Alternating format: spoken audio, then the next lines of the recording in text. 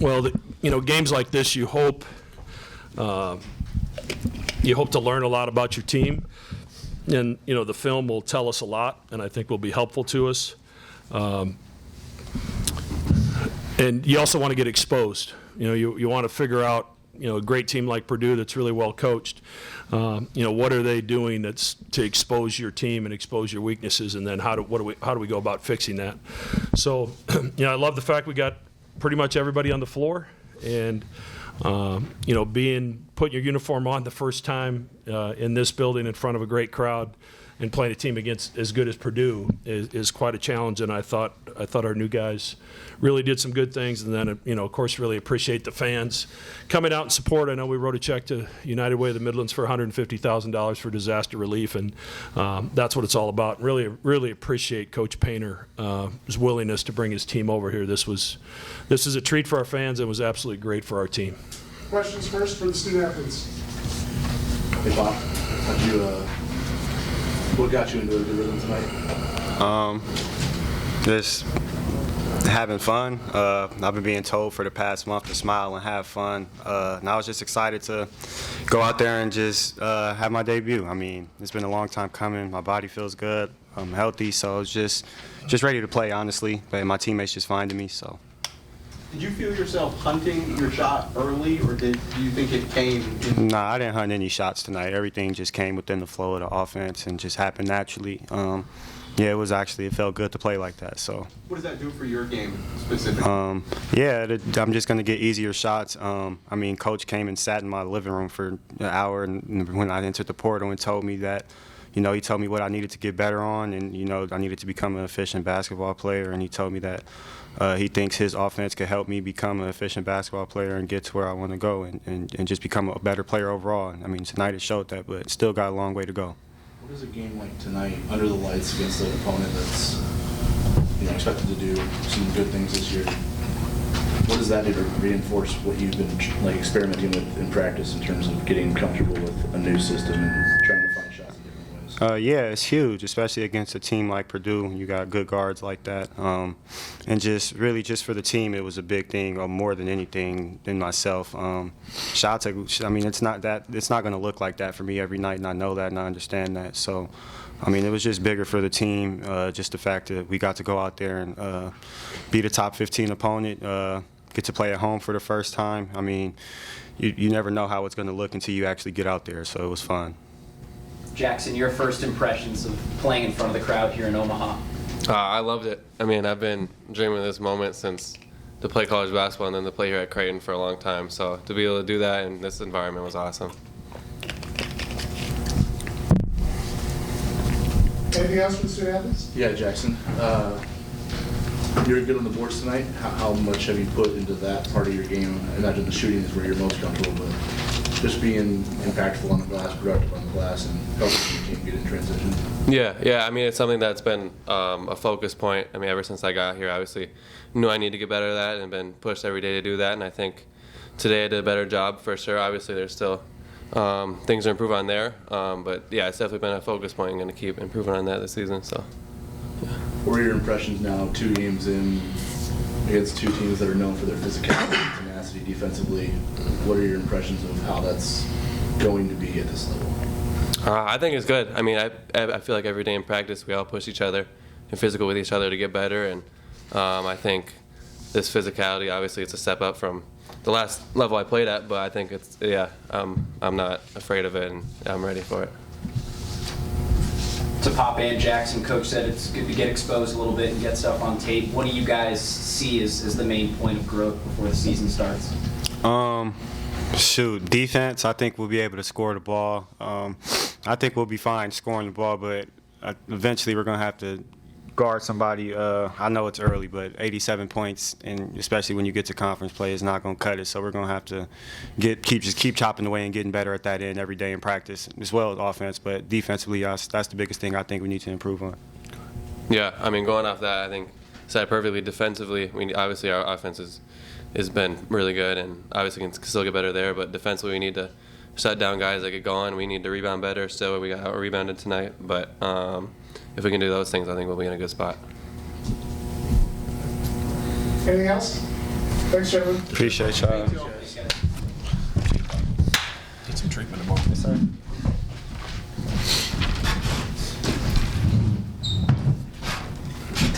Good one. Thanks. Brandon. All right, we'll continue on with questions for Coach McDermott.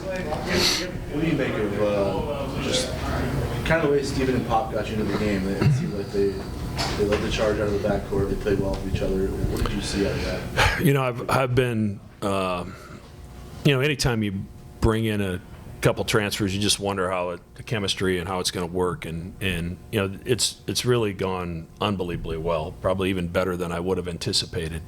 But I think Pop learned early that Steven will turn down a three to get him a better one. And, I think once Pop came to grips with that, this is a team that's going to share the basketball. And they won't miss me if I'm open, so I'm not going to miss them when they're open. And but I think you saw in Pop, what he's capable of. He's crafty in the lane. He had a great pass to Kalk on the flip up, and I think when he shoots good shots, he's a really good shooter. And that's what we felt when we recruited him.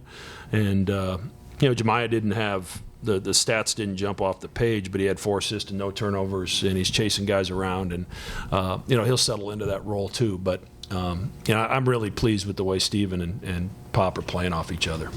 Jason, IT, and Mason all played a good amount on the wings. Can you talk about the rotation there and just kind of maybe the Yeah, this has been as difficult of a rotation to figure out.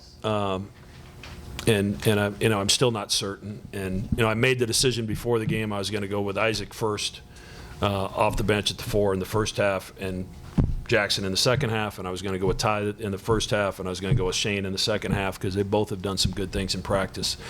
But this is the first time Mason's played the 3. We tried Jason at the 3 a little bit. He played the 5 at the end with Fred's foul trouble. So there's we can go a lot of directions, and it's you hope it would sort itself out, but it hasn't quite yet. But I think that's a good thing, not necessarily a bad thing, because they've Isaac and Mason and Jackson, Mason's still getting back from the injury. He's not himself yet, and he'll get there. But they've all done some really good things, and so my message is to him after the game is I don't know what the rotation is going to be on November 6th, but what I do know is if I call your number, be ready, and so we've got some. I think tonight was really good for those guys to go out and play and have this film to watch against a great opponent. You mentioned Fred King right there. How big was it for him to do what he did in the minutes that he played? I told him he leads the country in fouls per minute as of right now. But he's got to get better playing without fouling. But he's really practiced well, and you saw some of the plays he made on both ends of the floor that we're going to need. And his knees are healthy. He feels better. Last year he fought that in the entire year and never really got in a groove. So it was good to get him out there and have some good things happen. They came out, punched you in the second half, got the lead. Seemed like they were getting comfortable. You guys got the Kalk 3, drew a foul, got the flip up. That stretch where you really made an effort to get him involved. How big are those going to be this year? Yeah, I mean it's huge, for us, and we've got to get him a little bit more involved. He needs more than 7 shots, but like Iowa State, he was 6 for 6 from the field. He's just incredibly efficient. But we weren't going to run everything that we have either to try to get it inside, but. He's playing at a high level on both ends of the floor. His sureness with the ball at the top of the floor is just at another level from a year ago. I thought he's getting off his blockouts and going to get rebounds better. He used to just kind of block his guy out, let Baylor fly in and get it. Now he's got to go chase some of those himself. So he's an improved player, and he's really important. And didn't play him a lot at Iowa State, 16, 17 minutes and 26 tonight. So, we saw what we needed from him and wanted to take a look at some other guys. You mentioned getting exposed. Well, where do you feel like you got exposed most to? To Pop's point earlier, like defensively, I don't think any team in the country is where you want to be defensively. And, we gave up 83 to Iowa State. We gave up 87 tonight. Now, we scored 82 against a great defensive team in Iowa State, and Purdue's been pretty well known for their defense as well, and we scored 93 tonight. So the offense is there. We've got to clean some things up defensively. And Keyshawn Gilbert had 35 on us at Iowa State. Smith gets 31 tonight, their best player. So we're going to have to figure out who's that guy. Who's that guy that's going to be able to, when a guy gets going, slow him down. So that's going to be a work in progress, I think, and it could be by committee, possibly. But it's October 27th or whatever it is, and we still have a lot of work to do. Coach, what were you expecting from Purdue in this game? How do you think you guys responded? Yeah, you knew they were going to be physical. We knew Lawyer and Smith, we traded some practice film so we could at least prepare a scout.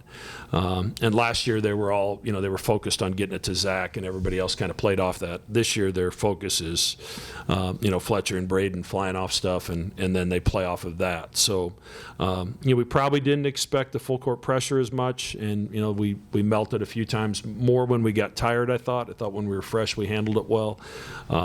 But this is great for us. This is it was a high-level game, and we had 5 guys out there that may not be on the floor together the rest of the year, the last 3 or 4 minutes, and they found a way to bring it home. Ty makes a great cut. Jason makes a great pass. Shane Thomas, I thought, went in, made a great high-low pass to Fred the first time he was in, and then, the back cut there at the end. So it's good to see guys go out there, have a little success. That just brings, I think, a little extra motivation to those guys when we come back to the practice floor Monday. I'm curious about that stretch, because that was 5+ minutes against their starters. The guys that played the national championship last year, with, like you just said, a unit that's not used to each other. What did you see that's portable like that? Well, I didn't care while the game ended. I just wanted to make sure that there was no injuries to some of those guys. So I had seen what I needed to see from Pop and Kalkbrenner and Steven, and I want to see how those guys would handle it. And they handled it pretty well. We made a few dumb mistakes and a couple running travels there, but we'll clean that stuff up. But they didn't panic when Purdue got back in it, and they got a couple big rebounds down in traffic when we needed it. Was tonight an indication of decisions on redshirting or not? No. Those haven't. I think Larry's going to redshirt. He's fighting a knee deal tonight, so that's why he wasn't in uniform. But other than that, I don't think we've made any decisions, and we have 2 more weeks or 10 more days to make that decision. But I haven't thought about it a lot, and it's been hard because guys have shown that they're ready to contribute, and trying to pick. If we're going to redshirt a guy, which guy is it? And then what if something happens, and they're not ready? So, you only have Kalk and Steven here and Jemiah one more year. You want to have kind of all hands on deck. How close is Fedor from a health standpoint to getting back out? Yeah, he had hurt that ankle a couple weeks ago, and then he really hurt it yesterday in practice. Came down on somebody's foot, and but his eligibility status is still up in the air anyway, so he wouldn't have played tonight even if he was healthy.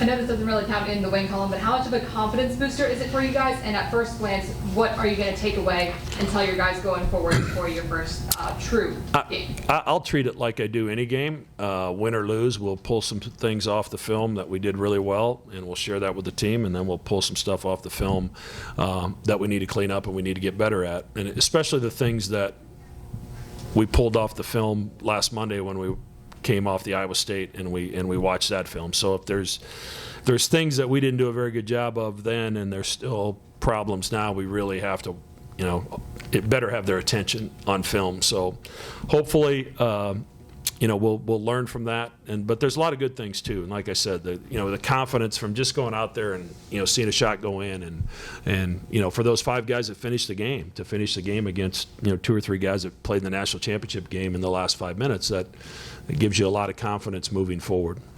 I hate to put you on the spot over a song. Well, then don't. We're on